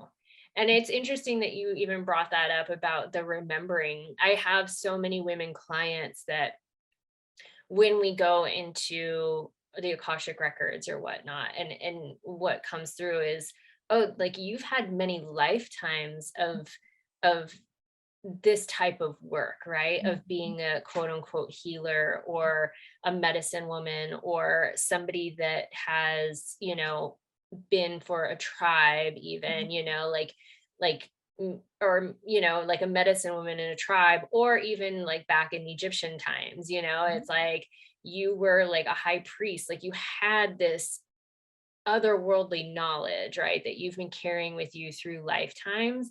And maybe it wasn't safe in some of these lives for you to express yourself because you got deemed a witch or because you got deemed, negative or bad, like that something you were doing was harmful because it was not understood. But in this lifetime, in this incarnation, I really wholeheartedly believe that this is like the most exciting time to be alive on this planet and be incarnated, because we are watching this huge shift in consciousness and evolution in consciousness from that homogenized patriarchal way of being and like living from a state of where fear could be instilled in you to get in line or to act in a certain way, right? And we're moving into this sense of that love and that openness and that spaciousness of harmony and having that more aligned sense of self and sense of individuation and sense of security to own whatever that is in this new reality, right? And so when I speak on this, it's interesting to hear people be like, what are you talking about? Like, are you crazy? And I'm like, no, I'm like, I can just see this, what's already playing out and what's already happening, what the door has been opened up to. And that's where we're moving into. Whether or not you see that yet or you're on board yet, like, that's okay. Just know that it's going to look bad for a while, but we're getting there. We're getting there. So yeah, I love that. And it comes back down to that inner authority claiming that it's going to be different, and the necessity or the non-necessity to remember or keep that active in your field or in your frequency. Yeah, you're not a bad person for saying that's not my truth. Mm-hmm. You can have an objective relationship with the experience of the past and still have boundaries around how much that resonates with your cellular makeup of today, because what we are in ownership of right now is what is moving forward, for our lineage and for the lineage of the human population. Mm-hmm. We are honing in on what that looks like in our bodies. Mm-hmm. We are like cultivating what that is right now through the foods we eat, through the truth we speak. So it's like we wouldn't put a rotten apple back in our body. So why are we doing that with past truths? Mm-hmm. The content, the idea of never forget, that is not where we're going. No. Yeah. It is safe to trust that you have the knowingness in the moment. You have the knowingness in your network. And that is what will keep you safe and thriving. It is not by never forgetting. That's a very ajna. Mm-hmm. So what happens if you're undefined ajna and you're being told never forget? That's not accurate. Mm-hmm. That's not how the energy is. So permission to move beyond that. Permission to take signs out of your front yard that remind you that all people are important. We know that it's in our body. It's in the knowingness of our body. Mm-hmm. The work that we have now for ushering in the energy is to put the money where the energy wants to be. It's telling us where it wants to be. Mm-hmm. It doesn't want to be in wars and buying guns and promoting violence. Money doesn't want to be there. Money wants to be in promoting safety, nourishment, support, Sustainability. Yeah. sustainability. Yeah. So we're witnessing this like fight for like, okay, no, the human consciousness is pulling it, back. Yeah. But the global consciousness is already like let it release forward. We Yeah. have what we need. And that's what 2027 is about. So Ruru, in writing out the human design energy type, looked at it as a global and as a astrological kind of rhythm too, of like, okay, now if we look at the planets that have influence over the years, and we look at, the year itself is segmented into 4 quadrants, and we get some information about what energy is highlighted in each of the quadrants. So in a more eagle eye view of what's happening with the energy, we're moving out of the energy of organization, and we're moving into the energy that's called rising of the phoenix, which is the individuation. So the organization energy, which we have now seen, because when you learn about human design back before COVID, you're kind of like, well, how would stuff so rapidly change? Like, that's so strange to think about, And then you literally saw it in real time. Then you're like, oh, like, how would a school system rapidly change? Like, okay, how would banking? I mean, maybe, we've seen tidbits of it. But truly anything that was birthed during the age of the organization and industrialization, it doesn't have the energetic support anymore. Nope. Now what has the energetic support is the energy of the individual, and not like you're on your own, buddy, not that kind of individual. It's less on your own, and it's more collaborative, which is really interesting. Yeah, because then when you're showing up, it's like vibrating in your true energy, everybody's feeling it. People from across the world will be able to find you through whatever, outlet you've created as your own expression. They will find you. You just have to be. You just have to be, and then be in your rhythm of being too. It doesn't mean like it doesn't mean like 5 posts a day kind of thing in your beingness. No, your beingness reverberates. So I was joking with a girlfriend of mine that, right now we're in the culture of like shot glass energy. Like, take a shot, and I'm gonna put, take a shot, post again. But if you're a tall drink, your energy reverberates longer. So if you can show up and you want to be expressive, and you have an offering, or you have a workshop, and that is the way you're expressing your beingness, that will have a ripple effect of energy. It will then, sometimes your expression needs that moment of like touching others when they're in their full expression. So sometimes it's not, the feedback isn't silent to you and your expression. Sometimes the feedback is that other people aren't quite yet in their fullness and haven't gotten the like ping to then find you. Yeah. I feel like I've always kind of been a little ahead of the curve, or like above the cusp, and it's like, if I stay in something long enough, all of a sudden it's like boom, boom, boom, boom, boom, like everybody falls in line, or like I become the magnet for what they were looking for. But in the timeline of me trusting that and like sticking with it long enough, something that Karen Curry Parker talked about was that the more frustrated with your not self, the more frustrated you're feeling, it's actually that you're getting closer to having that thing that you want.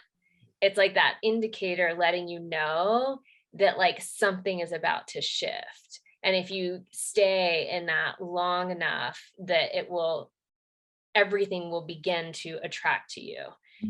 Obviously, if it's out of alignment, don't stick with it that long. But it's like things aren't always going to happen rapid fire like that, right? Like you're not going to get that external validation the instant you put it out. Not always. Like sometimes, yes, maybe you might be right time, right place, right energetic frequency, and it just lands right for everybody, But for, I don't know, somebody like me, it has never really been like that. And it's always sometimes taken a little tweaking.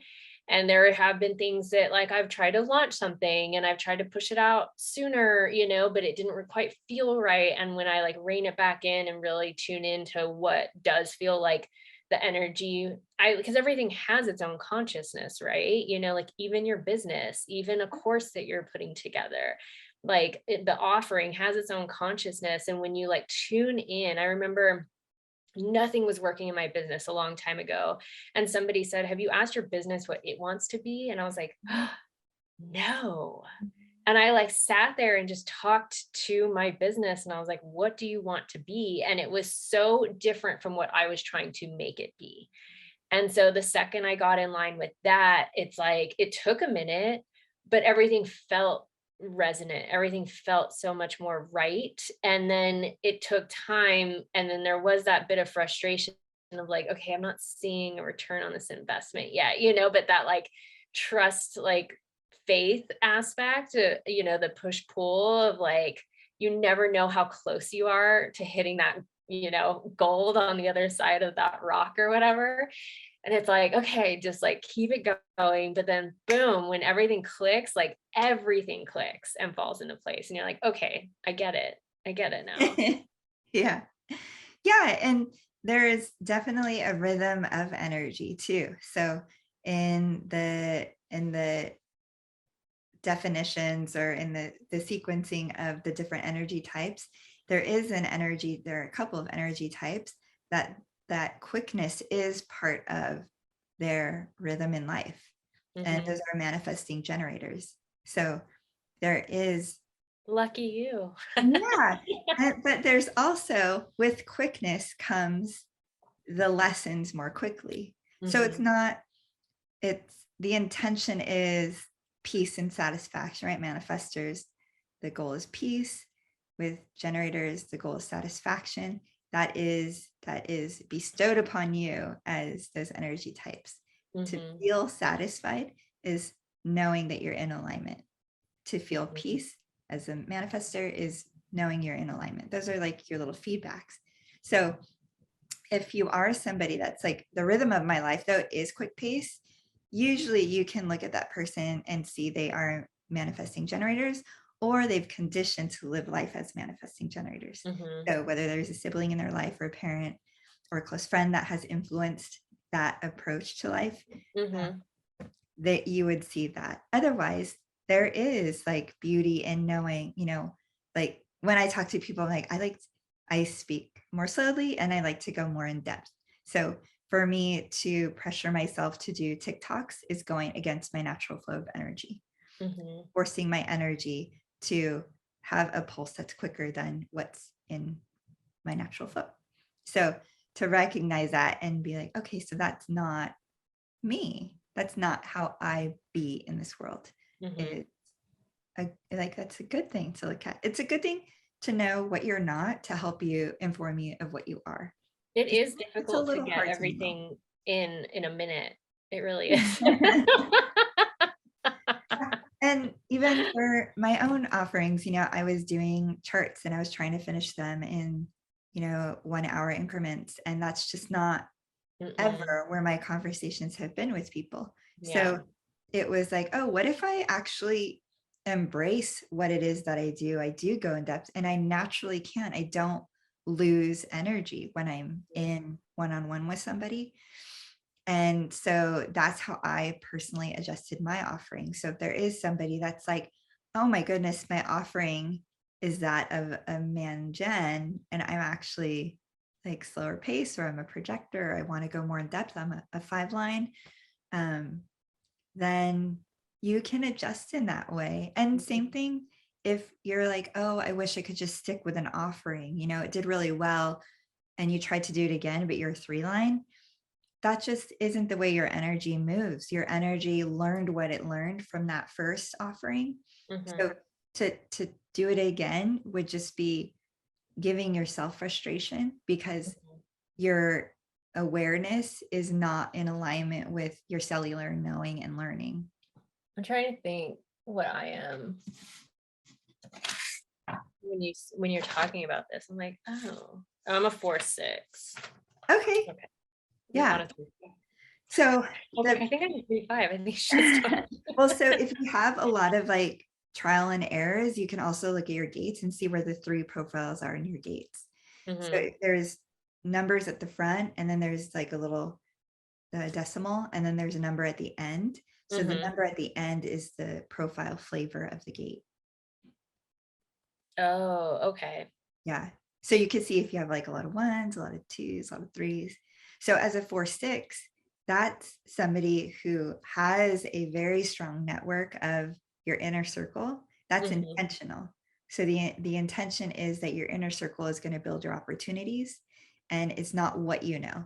What you know will not build the opportunity. Who you know will build your opportunities.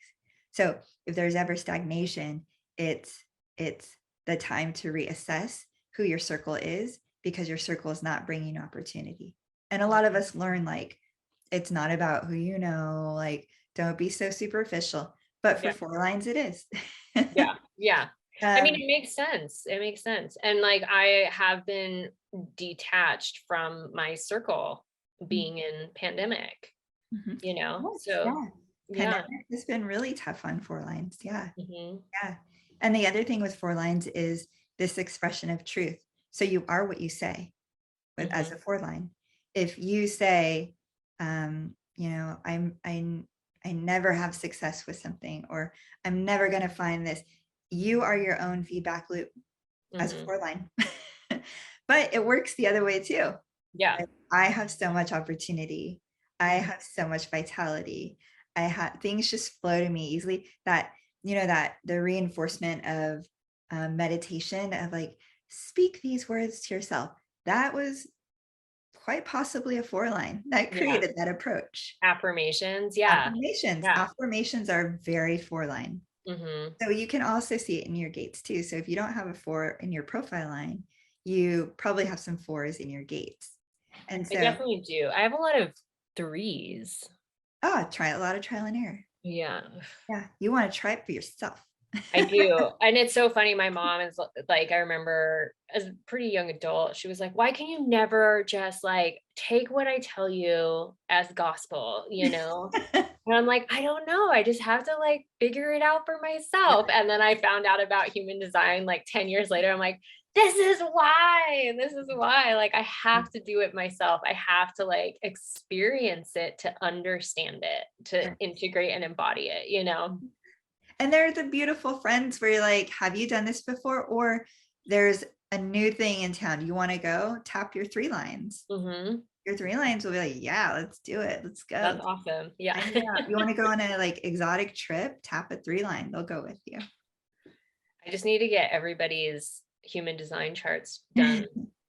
So then you're 6. So you're a 4-6. The 6 is the 3 segments of life arc. So like the crazy youth, and then the really mellow adulthood, and then the wisdom and enlightenment of the like years beyond like child rearing or whatever it is. You don't have to like your mellow years don't have to be raising children. They often are, but it could be like, oh, that's actually when I totally settled down. Like the people that settle down are settling down into more rootedness. Yeah. So that in the senior years of life, it becomes like everybody's coming to you because you did it all. Yeah. And that's, when we started this conversation, which we probably won't put that part up, but that very beginning of the conversation where you asked like if that was my like intention for the year, and I said, yeah, it's been legacy. And like I was really cognizant of the words that I chose, because I've chosen words before not really thinking, and I'm like, oh yeah, I got that, but it was not in the way that I thought it was going to be, and so with this word this year, it was all about like lineage and stability and family, like beginning my own family, starting my own family, and like planting roots. So like that has been kind of the energy behind everything this year, is like, oh, I'm so clear on wanting to split my time between 3 different places, 3 different locations in the world. And, I love Montana, but I know I don't want to be here in the winters. Like, I know that, but I want to have land up here. I want to be here in the summers. I want to explore. I want to raise my children out here, but I miss the ocean. Like, there's that part of like me that loves being a mermaid and loves being, in the warm weather. And then there's that part of me that just like adores Mexico and feels like home, because I think I've lived some past lives down there, and just the magic and the mysticism and everything about it.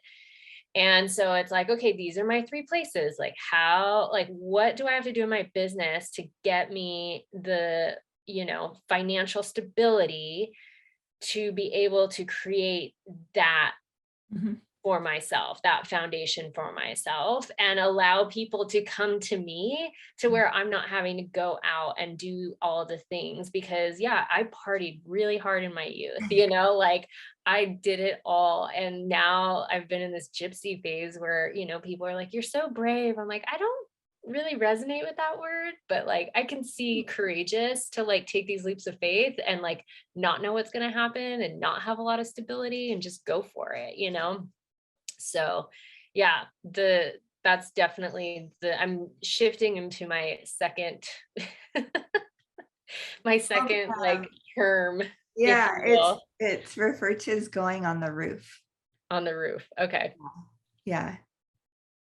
So But I like don't want to do this anymore. I'm like, I'm so over living human incarnations. Like, I want to experience it all, and I just want to get through it, and I want to be done. As a soul, I don't really want to come down here anymore. That's a wrap. Yeah, exactly. Oh man. Well, it's yeah, a beautiful way. And then a way to frame out like the assurance of the financial support needed is all that energy, instead of splitting it between the money and the thing, is like guidance to be just in my full beingness, and knowing that that alone is what will draw in the resources needed. Mm. That just did something within my body where it just felt like this, like everything could just breathe and expand. Thank you. I needed to hear that. My pleasure. Yeah, just like simplified. Yeah. I mean, I understand how people think it seems crazy, and it should, because our awareness is of both. So Mhm. it's like I use that term very often of like, it's both. It's both. It's both. Like, you're Mhm. annoyed and you still are deeply in love. Yeah, it's both. Like, Mhm. you wanted this and that. Yeah, it's both.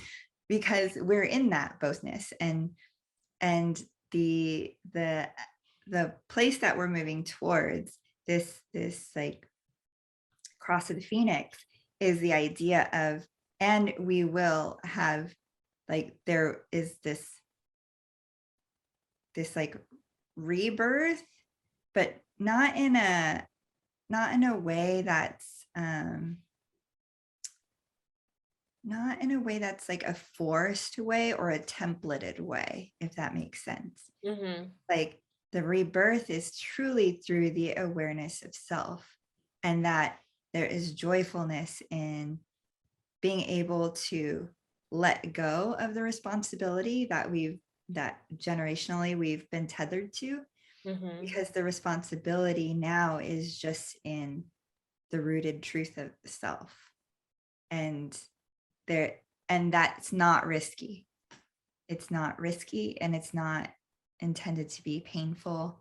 There's not these The logical ego mind will all the alarms will go off and tell you it's risky yeah, and be scary, because it's something that's so outside of how we've been trained or yeah, taught to be, right?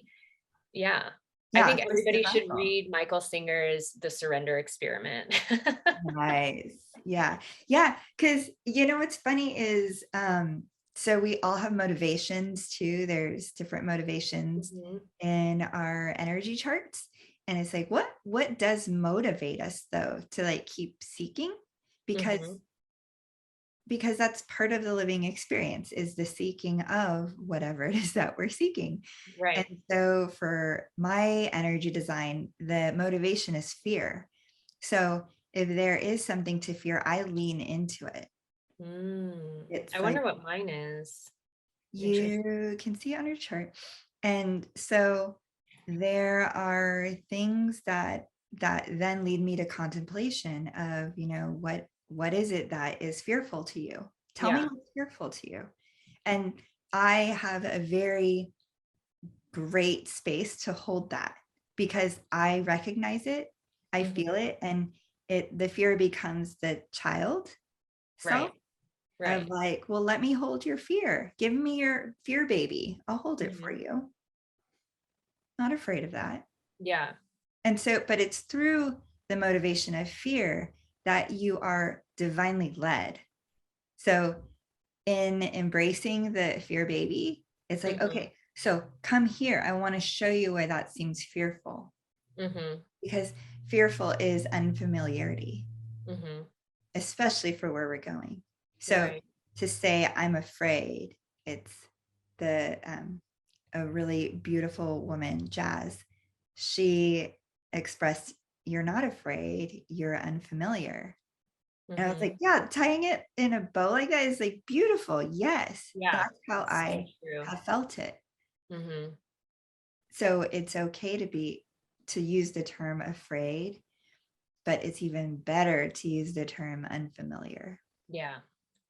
I'm not fearful of a lot of things. I don't let fear stop me from doing a lot of things. And I think that's where people see me or reflect back to me like, oh, you're so brave. And I'm like, well, I don't really see it like that, but I guess I could see where you see it like that. Like for me, if I want something, I'm just going to go after it. I'm going to do whatever I can do to like make it happen. And if it really seems like it's not happening, then I'm going to let it go, and pivot. But I'm not going to let fear be the thing that like stops me. Cause I remember being told a long time ago, I was like, well, what's the worst they could say? No. I'm like, oh, I could use that for everything. Okay, let's try it. Yeah, right? Great. I'll use that. Yeah. Well, this was such an amazing conversation. I don't even know how long we've been on. I think you've got the timer going. But this was amazing. And I feel like there's still so much more we can talk about. But this was such an amazing like first drop in to this. And I'm excited to see in this kind of talk series where else we go and what else gets brought up. And thank you for your time, Alison. This is amazing. And thank you to everybody that watched and listened to this. This is so good. There'll be more to come. Yes, I can't wait. I can't wait either. All right. So we'll plan another time and we'll put it out. And yeah, see you guys on the next one. All right. Bye, Alison. Bye. Thank you for tuning in to this episode of Your Inner Authority, the Sacred Art of Living in Your Authentic Truth with Alison and myself. If you like this, please make sure to like and subscribe to the channel. And please, as an energetic exchange, all that we ask is for you to share this with someone you love that you think would vibe with it as well. We are looking to grow organically and to share all of our insight and knowledge with whomever is ready to hear it. We love you guys, and we hope that you have a wonderful rest of your day. We'll see you all in the next episode.